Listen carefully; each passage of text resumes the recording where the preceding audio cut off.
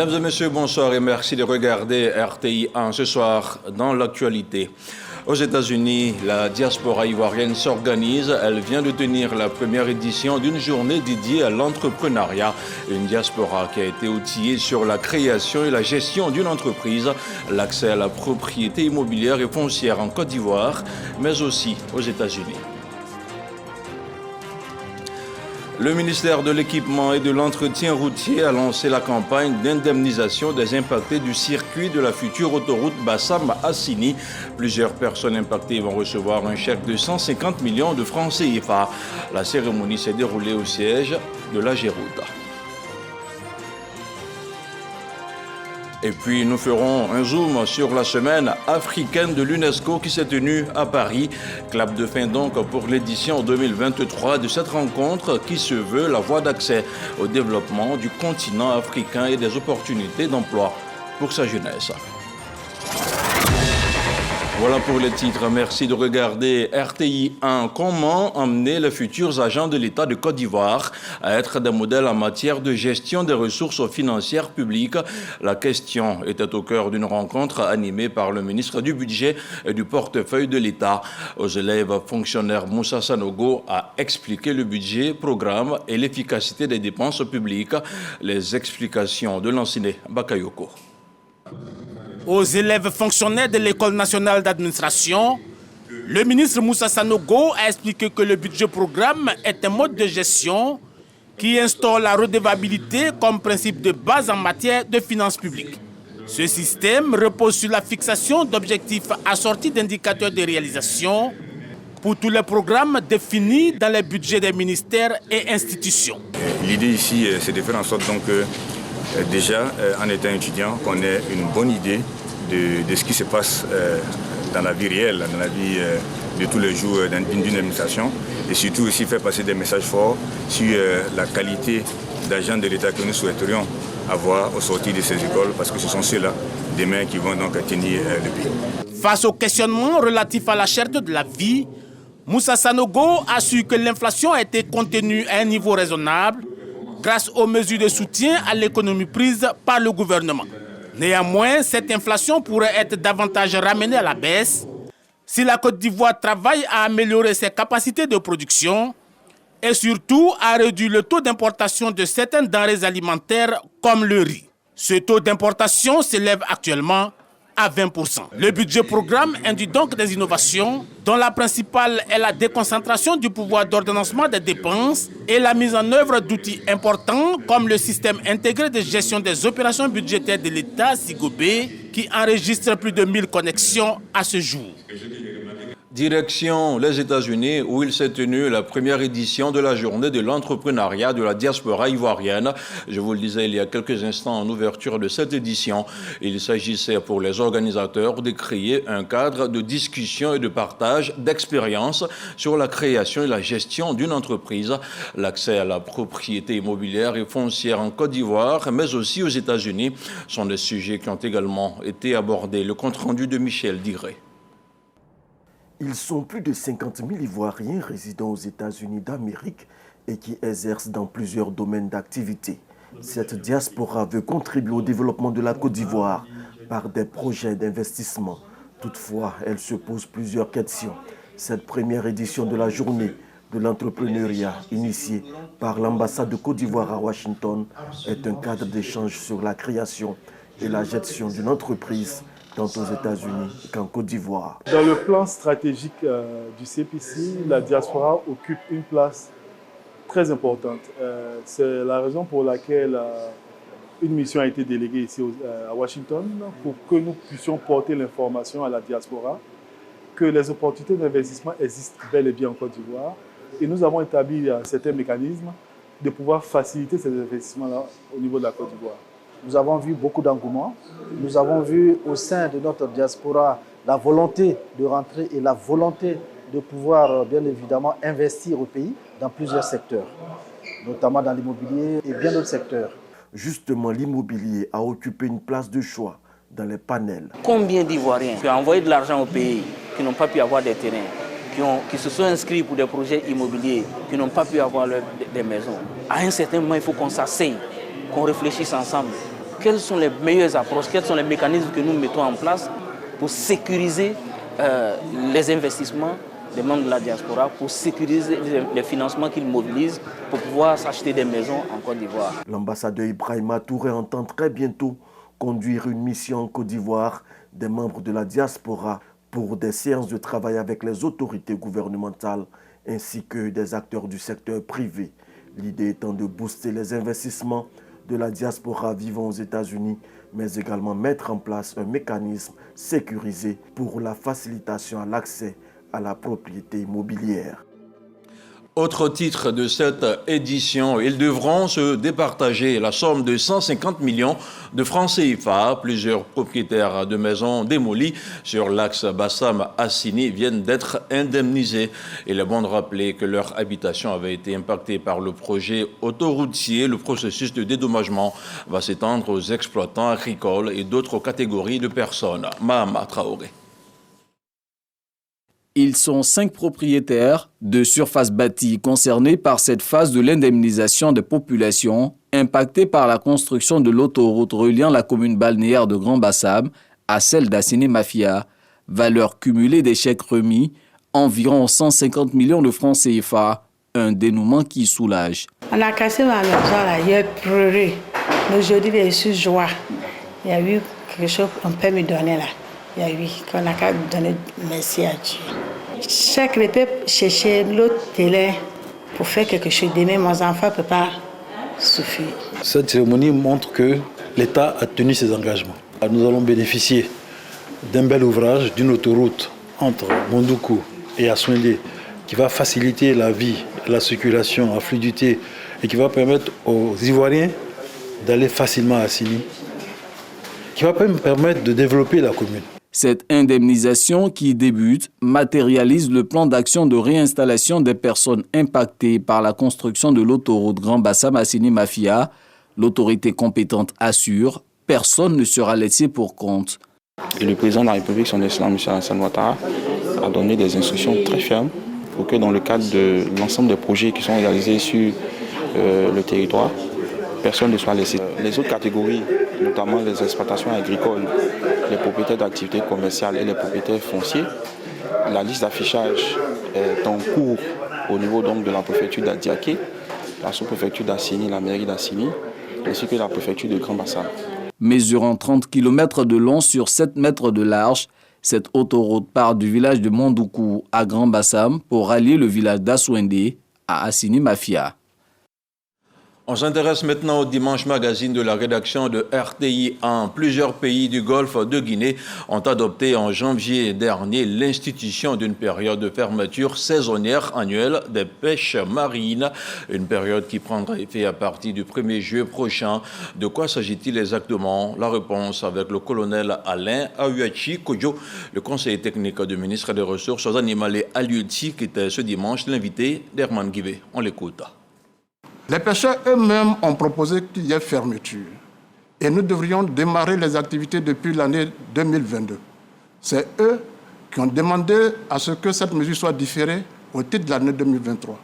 Et bien avant que nous soyons en 2023, les licences qui ont été délivrées par le ministère des Ressources halieutiques, avaient la mention interdite de pêcher à partir de juillet jusqu'à fin août, est bien mentionné et bien inscrit sur les licences qui sont détenues par les pêcheurs.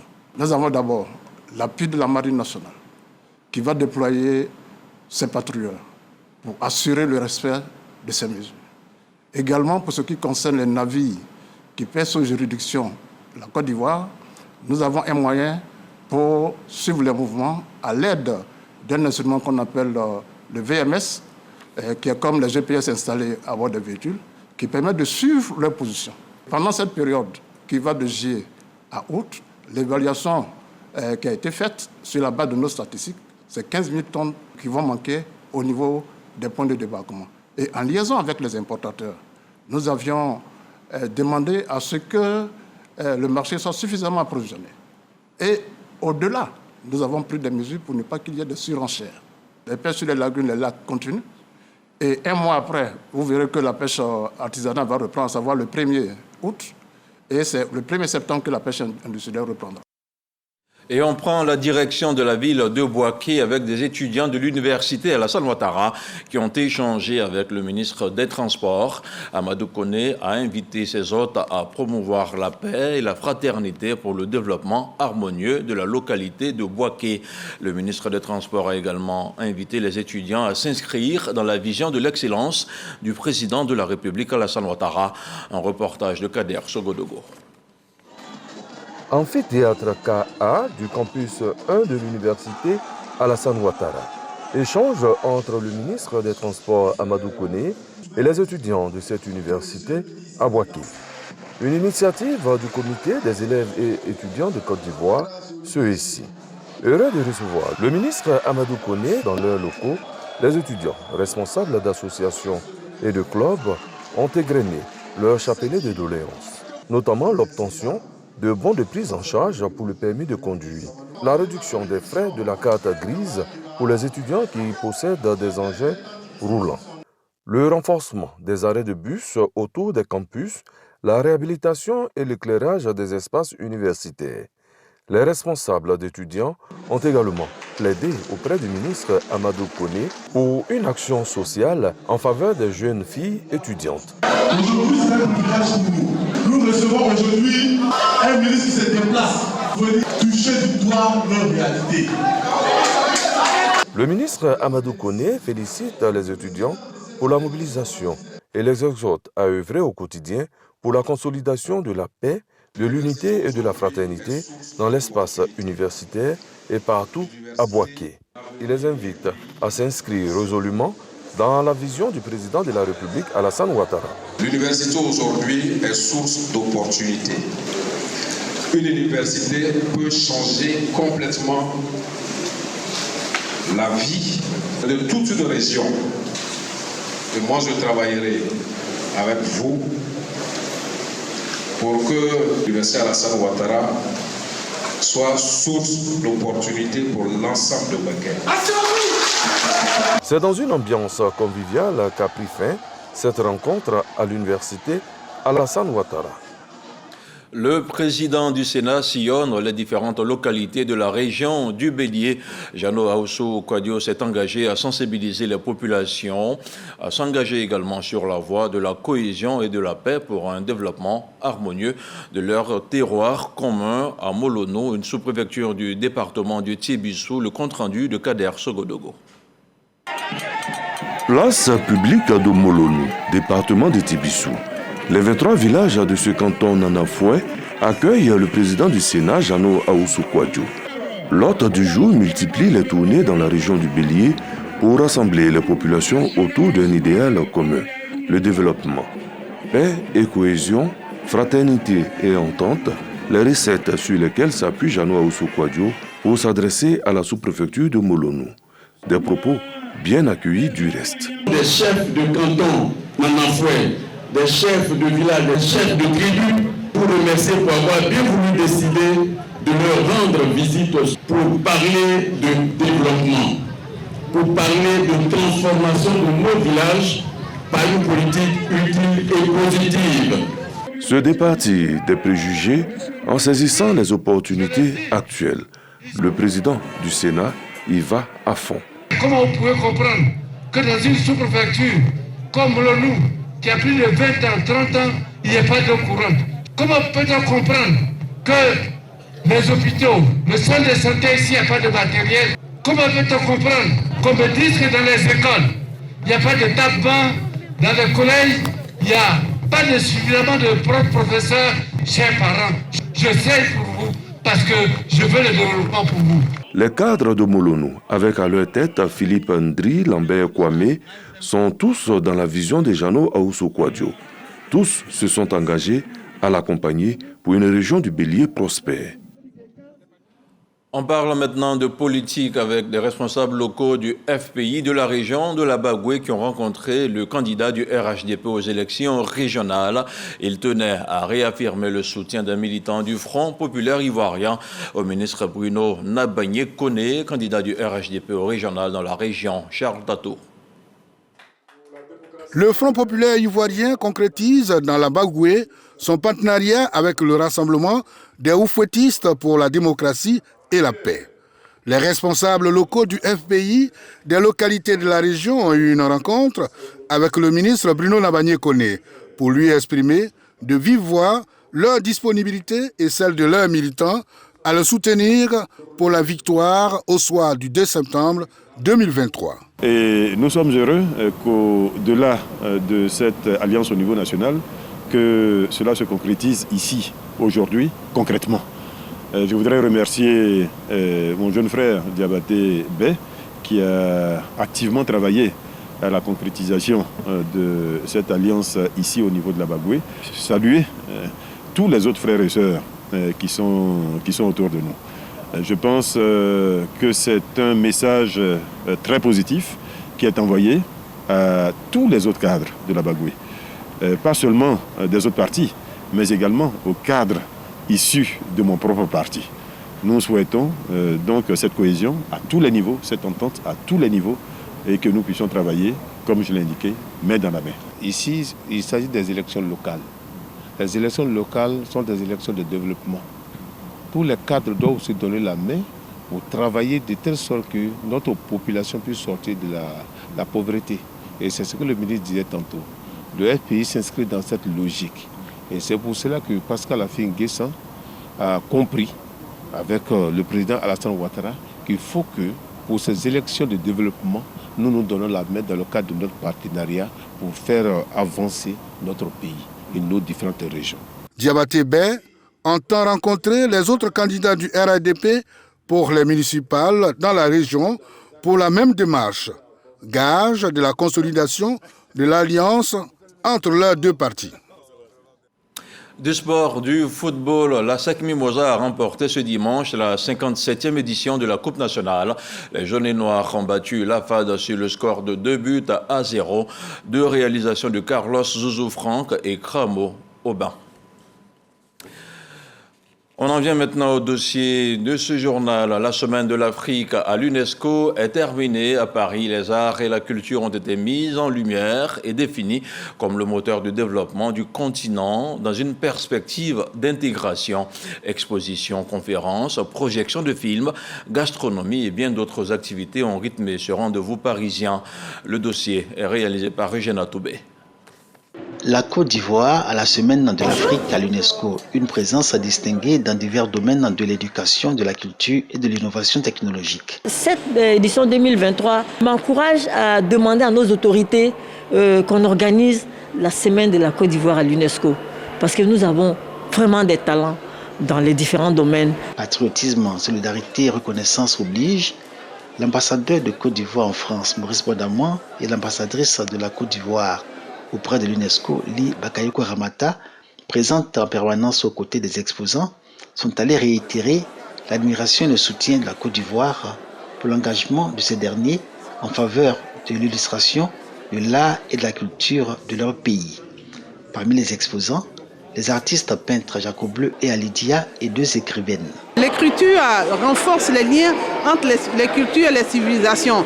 Nous sommes prêts à accompagner avec nos plumes cette intégration culturelle de l'Afrique. Aujourd'hui, ce par quoi on nous reconnaît davantage, c'est le sport et la culture. Donc à travers notre culture et nos arts, nous avons une très bonne représentation à l'étranger et cela est important pour nous. Pendant 5 jours, les locaux de l'UNESCO dans le 7e arrondissement à Paris se sont transformés en galerie des arts et de la culture d'Afrique. 5 jours d'opportunités, de rencontres et de découvertes, durant lesquelles les créateurs des divers domaines de la culture et des arts et issus de divers pays, rivalisant de génie et de talent dans leurs secteurs respectifs, ont mis en lumière les offres du continent. C'est une très très belle initiative qui nous permet de découvrir la diversité riche de l'Afrique, de se retrouver, découvrir d'autres cultures, d'échanger sur les thèmes de développement en Afrique. Toutri, c'est une solution qui va permettre d'aller identifier, grâce à une intelligence artificielle, les difficultés et les troubles d'apprentissage de votre enfant. Aujourd'hui, nous sommes déployés en Côte d'Ivoire, nous sommes déployés au Cameroun. Il y a l'État angolais qui est prêt à travailler avec nous. L'innovation qui sort, qui jaillit de la terre de la Côte d'Ivoire est bien plébiscitée en fait par d'autres pays. De la création de start-up à la mode, la peinture, la musique, la danse, la littérature et la gastronomie, des offres riches diverses et variées. Chaque pays a présenté son art culinaire. Impressionnant le buffet géant qui a permis aux visiteurs de découvrir les différents mets d'Afrique, mais surtout les spécialités de chaque pays et toutes les similitudes insoupçonnées. Tous les Africains ils sont présentés pour les gens. Venez vous, faut manger, ça c'est le repas chez nous. On a bien profité. On dit merci les Africains. On va continuer, on va travailler, on va grandir. On a proposé la sauce de noix d'acajou accompagnée de la viande de pintade et le riz blanc. Et il y avait du poulet braisé et du poisson braisé de la tchéké.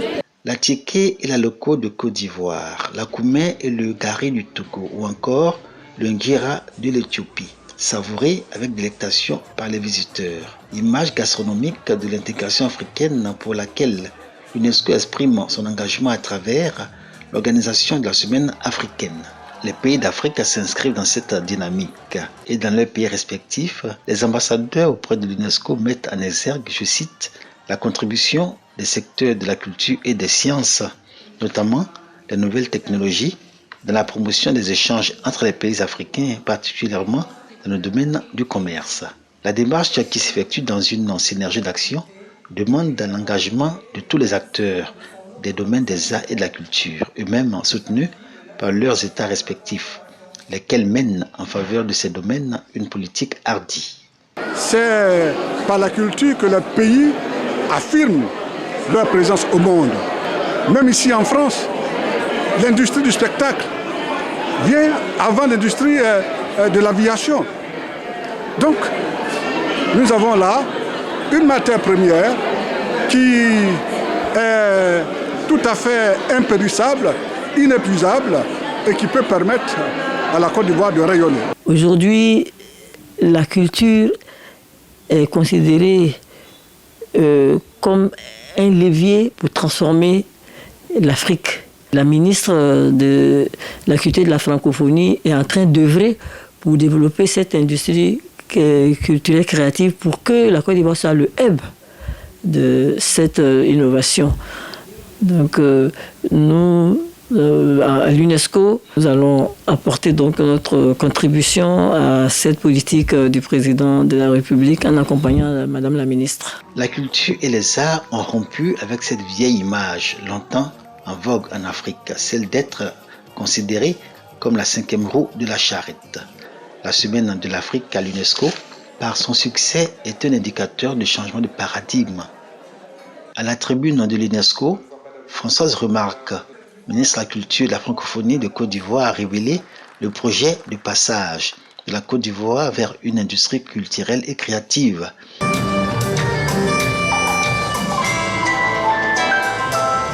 Voie d'accès au développement du pays et réelle opportunité d'emploi pour la jeunesse.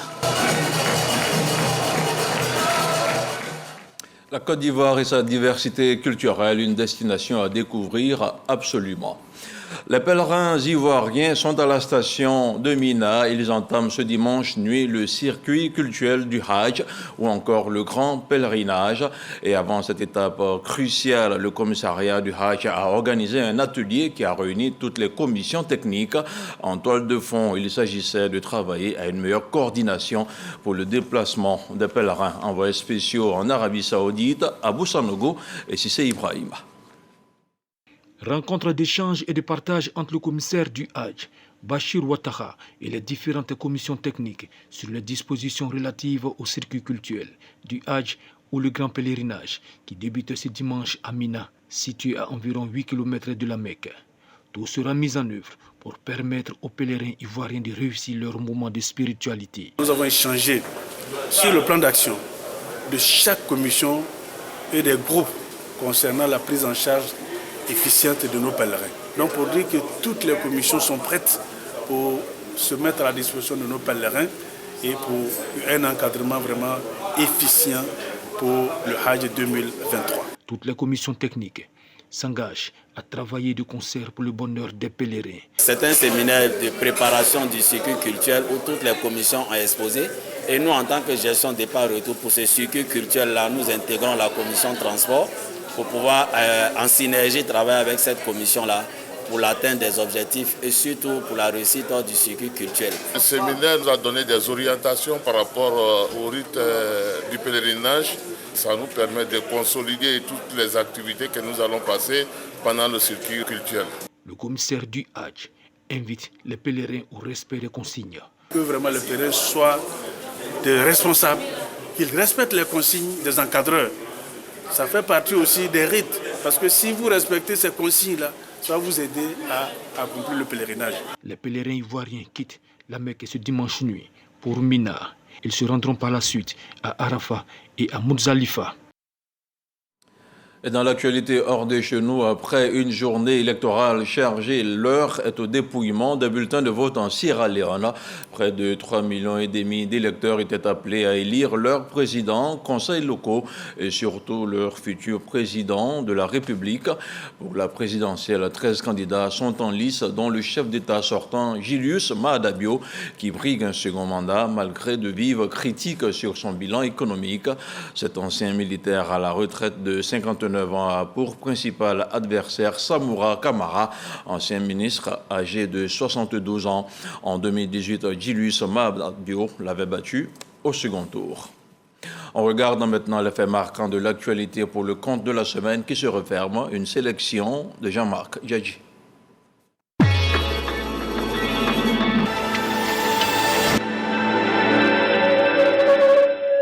Après la rencontre entre le Bénin au Sénégal, comptant pour les éliminatoires de la Coupe d'Afrique des Nations, 2 personnes ont perdu la vie dans une bousculade. Selon des sources policières, 10 autres ont été blessés. Le procureur de la République, Jules Aoga, a déclaré l'ouverture d'une enquête afin de déterminer la cause de ce drame. Le chancelier Olaf Scholz a reçu le premier ministre chinois Li Qiang pour des entretiens en plein réajustement diplomatique envers la Chine.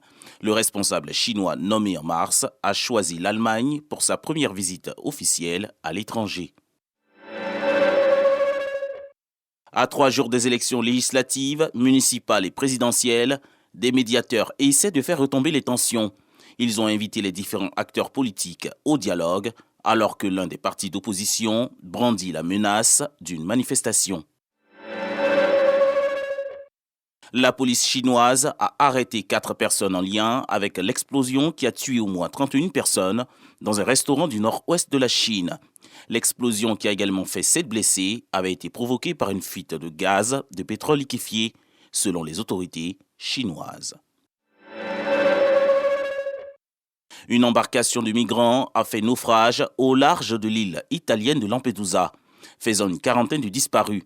Le bateau parti de Sfax, en Tunisie, transportait 46 migrants en provenance des pays d'Afrique subsaharienne, dont la Côte d'Ivoire, le Burkina Faso et le Cameroun. Le chef du groupe paramilitaire Wagner a appelé samedi ses troupes à stopper leur marche vers Moscou. Ces troupes s'étaient approchées à moins de 400 km de la capitale, après avoir notamment revendiqué la prise du quartier général de l'armée russe à Rostov. Le parti de droite de l'ancien Premier ministre est en tête des élections législatives de ce dimanche en Grèce. Selon des sondages publiés à la fermeture des bureaux de vote, la Nouvelle Démocratie est au pouvoir de 2019 à la fin mai, remporterait entre 40% et 44% des voix devant le parti de gauche, qui obtiendrait entre 16,1% et 9,1% des suffrages.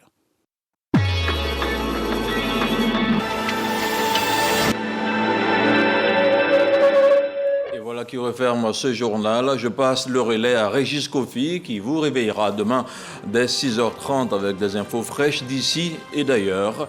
Très bonne soirée à toutes et à tous et merci de rester sur RTI 1. Bonsoir.